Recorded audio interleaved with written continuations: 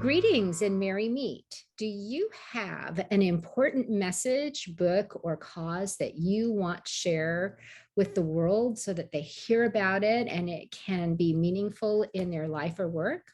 Well, today's guest will be sharing critical insights on how to build an engaged audience. So I am Dr. Kathryn Bingham. I am founder of LeadUP, a veteran and woman-owned small business that serves the needs of executives, entrepreneurs, and professionals so that they can reinvent, redesign, or pivot in their life and work. And I'm also the author of the newly released Driving Pink. Today, we have Becky Robinson, founder and CEO of Weaving Influence, a full-service digital marketing agency that specializes in supporting authors, business leaders, coaches, trainers, speakers, and thought leaders. And earlier this year, Becky launched her own book, Reach. Let me show you Reach. Create the biggest possible audience for your message, book, or cause. And I've known Becky since 2013, I think. So Becky, welcome. It is so great to be with you again, Kathryn, and I appreciate all of your support for me and our authors over the years. You've been a tremendous support. Well, thank you. Thank you. You know, I started with the question about how our viewers or listeners might build an engaged audience. So tell us a bit about the journey that led you to actually writing Reach. Sure. Well, I don't know how far back to go, but I will tell you that I started this phase of my career around 2009 when I was able to start working on writing a leadership blog for a university and then learned social media marketing just by doing it. Mm-hmm. And, you know, early on, I just really got excited about the potential of online spaces for helping connect people, you know, helping people learn, helping people grow. And, you know, the journey that I've really been on is developing my own approach to how to use online spaces to reach a growing audience with my work and with the work of my clients. So, you know, if I'm honest, Kathryn, I wanted to write a book from the beginning. You know, as I was working with authors, I'll never forget the first time that I went to San Francisco, California with a client to attend his author day at the publisher that eventually published my book, Barrett Kohler Publishers. And I remember walking up to the door of, you know, the office suite, and the name of the publisher was on the door. And I just thought, you know, this is what I want to, like, I want to be an author too. I don't only want to support authors. The truth is that it took me a while to really be able to develop expertise to add value in a book. So I'm grateful that I had a decade's worth of experience that I could then, you know, put into my book. I think it's a much better book than what I might have written 10 years earlier. And so one of the reasons why I think those of us who are writing nonfiction write nonfiction is because we want our ideas to scale.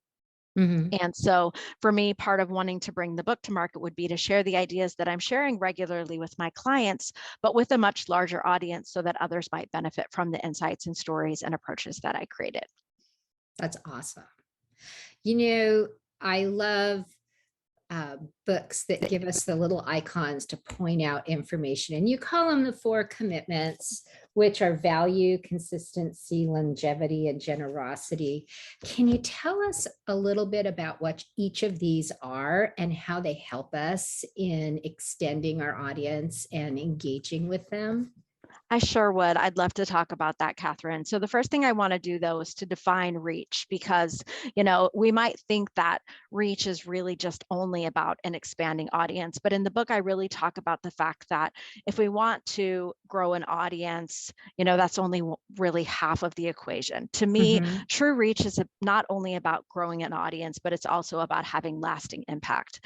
Yes. And so the reason why the 4 commitments that I use as icons throughout the book to help draw attention to the ideas, the reason that those are so critical is that in the thought leaders I've worked with, the authors I've worked with, the various, you know, things I've observed over the years, I found that these 4 things really make the biggest difference for both expanding audience and impact. So you want to start with value. And, you know, this is absolutely critical, because if you think about books, you know, people are only going to buy a book that's valuable to them in some way, or people are only going to watch a a video show that's valuable to them, or, they're only going to listen to a podcast that's valuable to them. So as you're a creator of content, or you have a cause that you're fueling, or a message that you want to promote, what you want to get clear about is what is the value that you're offering, and who is the audience that will find value in it. So we have to start with this commitment that we have something to share. We have a message to share. We, have an audience that we want to serve with the content that we're creating. And value is the place where we all have to begin. Once we have value, the second commitment is a commitment to consistency. And the importance of consistency really is for growing that audience. And it's also for developing trust and making an impact with our audiences. So consistency is something that does build trust. If people know they can count on us to provide value, then they'll continue to seek out that value. So we can grow an audience by showing up consistently with the value that we have to offer over time. And now that consistency can look different for everyone. And Kathryn, you, I'm sure, know Dan Rockwell, and I use his story in my book. And Dan Rockwell has a certain kind of consistency. His kind of consistency is writing a blog post every single day for more than a decade. And now most of us cannot do that. Most of us cannot make that kind of commitment, and we don't have to. Whatever cadence that we can create, if it's weekly content creation, if it's monthly content creation, the frequency doesn't matter as much as the consistency over time, where people know they can depend on you.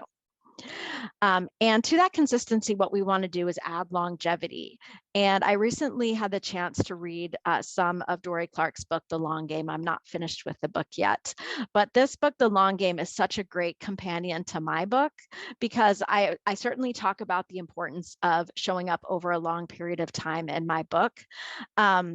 But what Dorie does is she really takes it one step further. She shares this amazing insight that for most people who start to share content online, it takes 2 to 3 years before they see any results at all. And what I've observed in my work, especially when people hire a marketing firm, they want to know about what results they'll see in 1 month, or what results they'll see in 3 months. And people are very, very impatient that when they invest their time in sharing content online, they think that magic will happen immediately in terms of driving customers, or driving interest, or driving engagement. But the truth is, really, it does take a protracted amount of time of showing up in online spaces with value before we can get the recognition that we might desire. Dorie Clark says it takes 5 years to be recognized as an expert. So I would encourage folks, as you read my book, if you need a bit more encouragement on the side of the long game, that you check out Dorie's book as a companion to my book, because any kind of impact that we want to make takes time. If you even think about parents who raise children, you spend 18 years getting a child to adulthood, and the job doesn't even end then. And so the impact that you can have in the life of a human is over a lifetime. And in the same way, if we want to make a significant difference with content of value, we have to really be willing to work and show up over a long period of time. So the last of the 4 commitments is generosity. And this is one that's often unexpected. It is my deeply held belief, though, that in order to grow an audience and have the impact that we want to, we have to give away a lot of ourselves along the way. It doesn't necessarily mean, financially giving away, but we can give freely of our ideas. We can give freely of our attention. We can give freely of, our structures or frameworks, or, a lot of times authors will say to me, well, my book is coming out in 6 months. I don't want to talk about what's in the book. I don't want to give it all away. And actually, it's quite counterintuitive. The more you can share the ideas of your book freely, the more people will be driven to want to actually buy the book and benefit from the entirety of it. So I personally don't think it's possible to give away too much. I agree. And I love that you already talked about that it's going to take time, because you emphasize that throughout the book, that, hey, this is going to take longer than you think. It is not an overnight. There is no magic bullet that gives you overnight success in this idea of getting your message out there. So I like that. One of the things that I really appreciate is that you have some insights around creating multiple content assets from a single event, or conversely, leveraging multiple assets and creating a book. Can you share how that works? I would love to. So this is absolutely my favorite part of the book. It's chapter 7. And I encourage anyone who's creating content to think about the content that they're creating as a liquid or flexible asset. So let's start with the idea of a book. So within my book, there are 10 chapters. Interestingly enough, I've created a workshop that takes people through the same content in the book, where many of the chapters on their own are the modules of the workshop. So that's like one example of I'm taking the book, that's one asset, and I'm breaking it up into smaller ones. The other thing is that within a book, likely there are hundreds of quotes that could be made into social media Mm-hmm. or just social media posts to connect with people over time. One of the things that I did as I was writing my book is I did interviews with various authors and thought leaders, and I created those interviews into podcasts that were a part of the podcast that I do. And so in that way, taking the book apart, the interviews that I used to write the book, are then repurposed into these audio files that can add additional learning to the book. Chances are, if you've written a book along the way to write the book, there's content that got cut from the final manuscript. Mm-hmm. So that content that gets cut from the final manuscript and the content in the chapters themselves likely could become a series of articles or blog posts or newsletters. So what you want to do is just think about the various ways that people consume content, and then think about the way that you can unpack the content in the book to share in various ways to attract an audience. And I think in the book, I break it down and say that there are hundreds of content assets that you can get from an individual book. Most of us don't even need that many assets in a year. And I think, Kathryn, sometimes people get like overwhelmed or overloaded. They think, well, like everybody's already heard it, it's in my book. Well, there's always new people to attract. And by Mm-hmm. reshaping the content in our books into different formats, we can reach new audiences. One of the ways my team is doing that is we took my audiobook, which I had narrated the audiobook myself, and we have created one audiogram per chapter that we're then repurposing and putting out on my Instagram account. So if you're on Instagram, you can look for those. We're just starting to share those. But again, 10 chapters in the book, 10 audiograms, or really, honestly, it could be endless. From the audiobook, we could take multiple shorter pieces per chapter to share over time. And just key clips. I love that. Mm-hmm. Now, one of the things that you do talk about are some fundamentals, right? You share with us the REACH framework and the fundamentals of the framework. So can you tell us about what that is and how that works for people?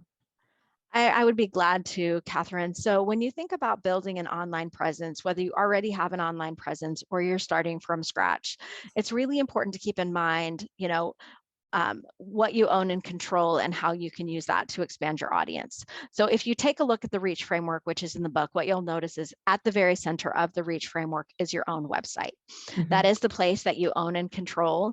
And it's the place where you want people to very quickly be able to connect with the value that you offer. So for example, at the beginning of this call, Kathryn, you described your business and what you offer and who you work with. And you did that very succinctly. That's exactly what people need when they get to your website. They want to very quickly know what's the value that you have to offer, and who are you creating value for. So your website is really the most important part of your online presence. That said, once people get to your website, what you want to be able to do is to entice them to give you their email address so that you have permission to continue to market to them. So also within the REACH framework and the fundamentals of the REACH framework is that email list. A permission-based list at this moment in time is a very powerful way to connect with those people who want to hear from you in an ongoing way. Also at the center of the REACH framework, or one of the fundamentals, is the content that you're creating.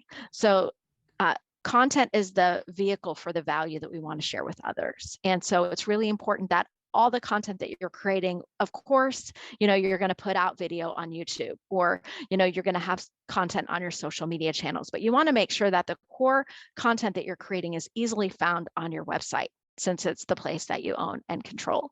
So the Reach framework fundamentals really are comprised of your website, your email marketing, the content that you're creating and sharing on your website, and then also your social media channels.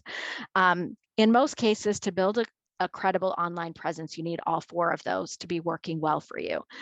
Social media is a place where we can find and form relationships and expand awareness of our work beyond the people who already know us. And social media is a place really where we can be sharing content of value that entices people back to our website so they can get to know us in a deeper way. I talk in the book, or I share this analogy of the difference between inviting someone to meet you at a Starbucks for a coffee or inviting someone to your home. There's a different level of relationship represented by that. So in the same way, the relationship you might have just by chatting with someone on LinkedIn is very different from the relationship that might be possible if they choose to get to know you in a deeper way by coming to your website. So those comprise the fundamentals of the Reach framework. And the reason why that's important is that often people think that a silver bullet like advertising or media relations or some other marketing initiative is going to help them get a faster track to success. And while it can be valuable to invest in those types of marketing initiatives, what we found is that if you don't have the fundamentals covered, any of the investment that you might make in those advanced approaches is not going to have the impact that you want it to have. So if you're looking to attract media attention or get placements on articles or interviews or podcasts, the first thing that those journalists are going to do is check out your website. If your website is not credible, they may not be interested in interviewing you. So that's why I advise that people who want to create greater reach for their work really start by focusing on the fundamentals before they invest beyond that. Now, one of the things that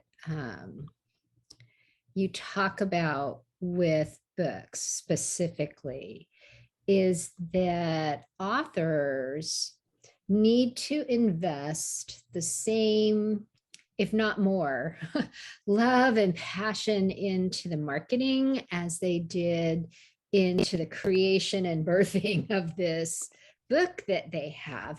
And you know, 2 things. And so you can answer them separately, right? The first is it's hard.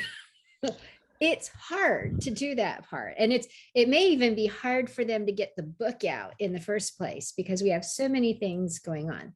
But the second piece I think is also really important to touch on. And that is that if an author is a member of an underrepresented group, if they are Black, Indigenous, people of color, if they are LGBTQ or any of the marginalized spaces, then they may have less access to things like traditional publishing or agents or whatever it might be. So it's more difficult.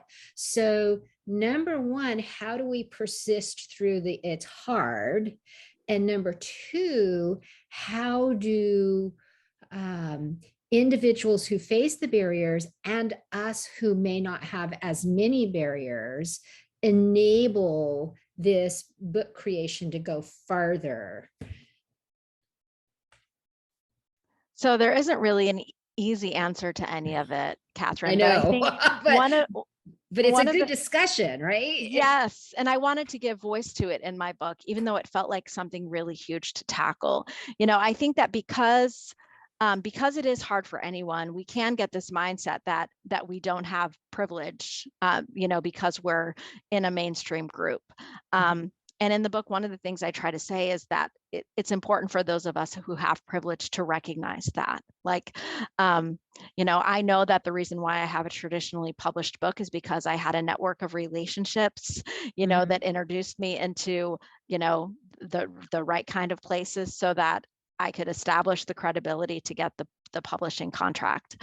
And so it's something that I never want to like underplay. Like I want to appreciate and be grateful for and acknowledge the fact that I've had privilege that has allowed me to get to this place. I think for those of us who do have privilege, one of the things that we can do is just be curious and interested and get to know people who are different from us. You know, we can look at others and realize that that there are voices out there that need to be heard. And as we have the opportunity to, we can make connections and introductions and amplify the voices of those who might have not as many opportunities as we have. I think in general, like the whole world in some ways needs to be remade. I think the publishing system is somewhat broken, in that, I think in the book I reference a study prior to the pandemic that really looked at what percentage of books published were of by white people. I Yes. think it's just crazy if you look at the numbers. And so, if we buy books, we should buy and read books from Black, Indigenous, people of color, and people from other marginalized groups, supporting with our money, creating more demand for work that comes from diverse voices is one of the ways that we can contribute on that way. And then also just looking for, I think it's easier to create relationships with people who, seem to be like us on the surface, but looking for ways to build real relationships with others and to amplify others' voices when we're able to, it is part of the solution. But again, the whole system in a way needs to be remade. I agree. Now, I want to point out, because you mentioned generosity. When I take a look at the paperback, and I also have the ebook version, that throughout this book, there are QR codes and there's additional resources. So for every chapter, these elements that Becky's been talking about, the commitments, the fundamentals, the different chapter focuses on whether it's your website or social media, the things that you can be doing. There's additional interviews and resources and templates and things that you can add to your reader experience. So make sure that when you get the book, you do check those things out. Those are available to you. Before we move on in the conversation, what I'd love to do is get folks who are watching, or who, if you're listening, just make a mental note. I know some of us consume our YouTube by audio only. So watchers, listeners, readers, do us a favor. I want to know how you might move to action. Share with us in the comments below what key message or cause or even book would you love to share with the world and grow your audience for. Share not just what that is, but why it's important to you, and what one step can you take based on some of the things you've heard that you might do today to move you forward, right? So write that in the comments, pause and do that. And then in the meantime, I'm going to ask Becky another question so that when you come back, there's plenty for you to listen to. So seriously, Becky, I read all the comments that hit, whether it's social media or YouTube, and I try to respond to all of them, because I feel like if people have taken the time to do that, I want to acknowledge and engage with them. And people write some amazing things. So it'd be fun to see what they write down and tell us about what their passions are.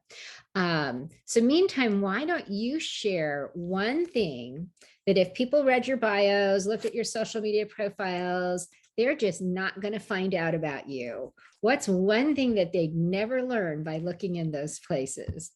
Oh, wow. That is a really difficult question. Maybe what they wouldn't learn by looking at those places is just the lifelong love affair I've had with books. Awesome. I have grown up as an avid reader and also, a really curious writer.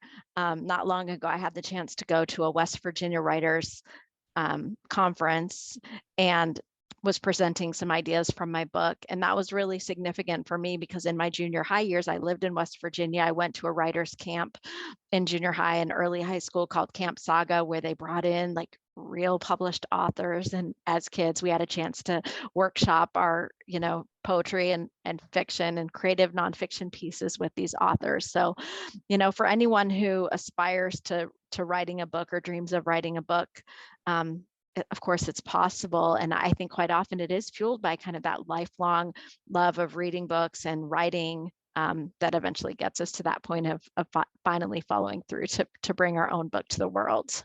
That's great. That's great. One of the things that I want to remind people, again, read the comment below, those things that you feel like, you want to get that message out. But as we talk about reach, I've asked a lot of questions. Is there something I didn't ask that you wish people would learn about the book and really know how to read it, or that passion inside that you feel is helpful for them to capture for themselves? Sure. I think that what I would want people to know is, when we think about growing an audience, quite often there are a couple of motivations that we think of right away. Like, I want to create an audience because I want to be famous, or I want to create an audience because I want to create fortune for myself. I want to make a lot of money through my work. And while both of those are, common aspirations, I think that people who will most resonate with this book are people who have a higher achievement in mind, which really has to do with making a lasting impact in the world.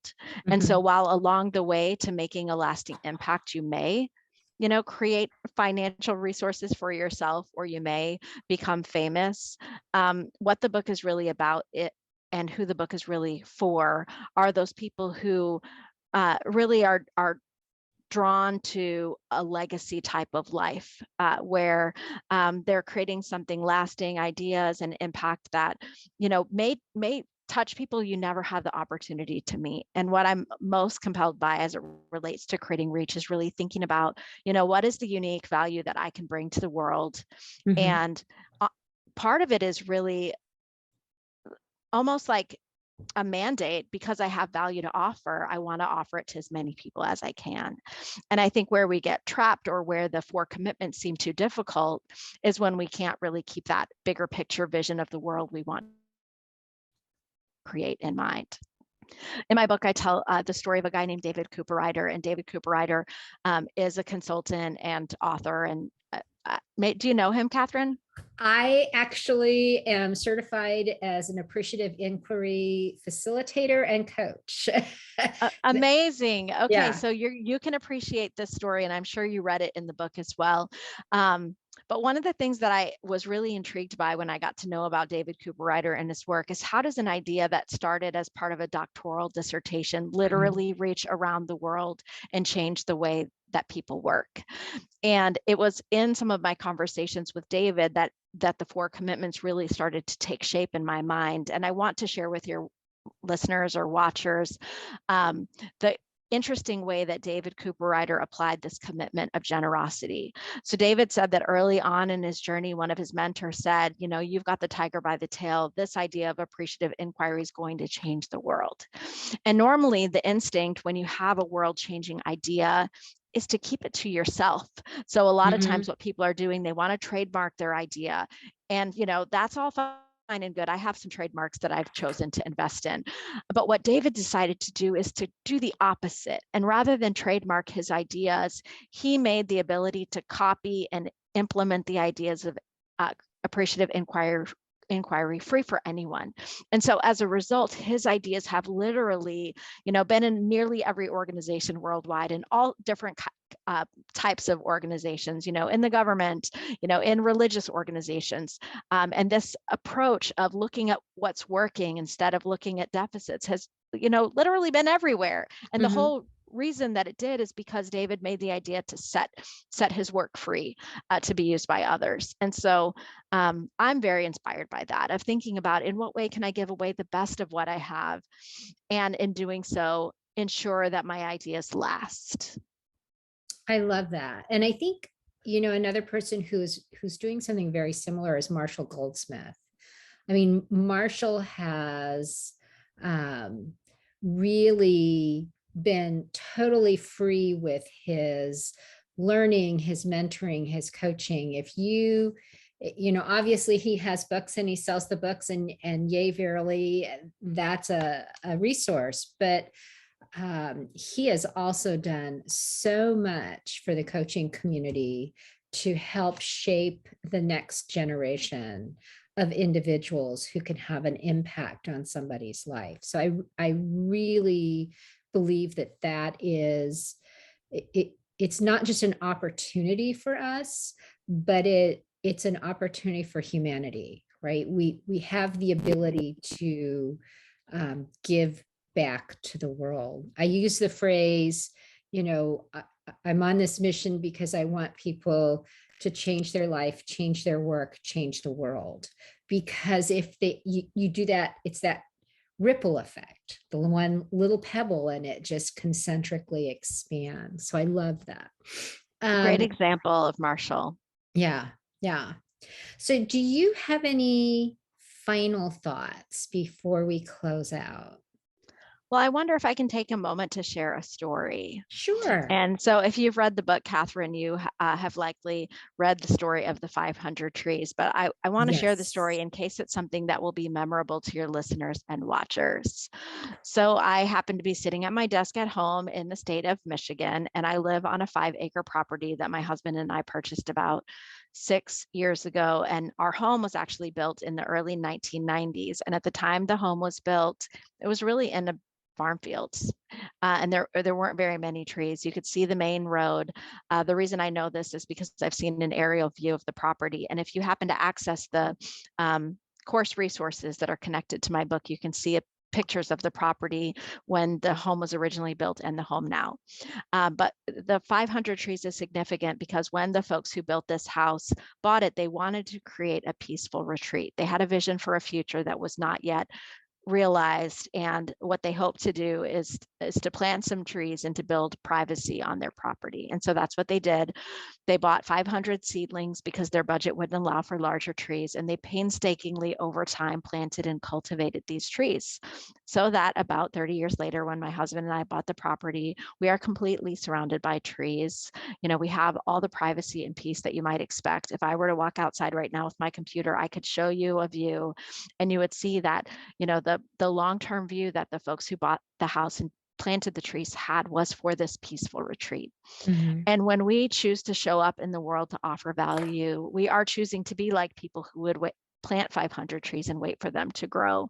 We may not see or enjoy the fruit of the labor that we do to share value with the world, but as we continue to show up with value, we are contributing to make the world better for a generation who might enjoy the work that we've done. And we might get to enjoy some of it along the way too, but it's that longer term view of being willing to plant trees and wait for them to grow that I hope that people will take on as a result of watching and listening to this conversation.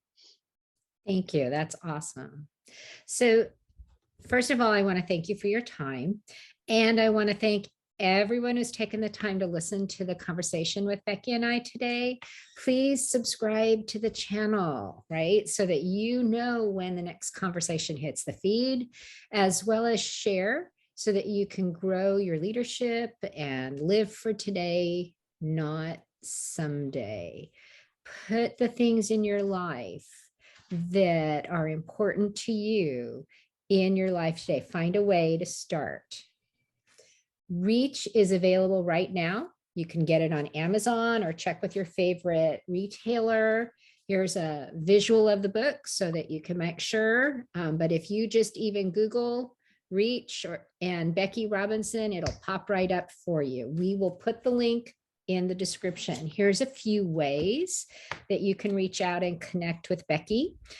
She has websites. She has weavinginfluence.com, leadchangegroup.com, and beckyrobinson.com. You can find her on LinkedIn, Instagram, Twitter, and again, we'll make sure that Amazon link is there. So with one more thank you, I want to encourage you to go out, go forth, and do great things. And thank you so much.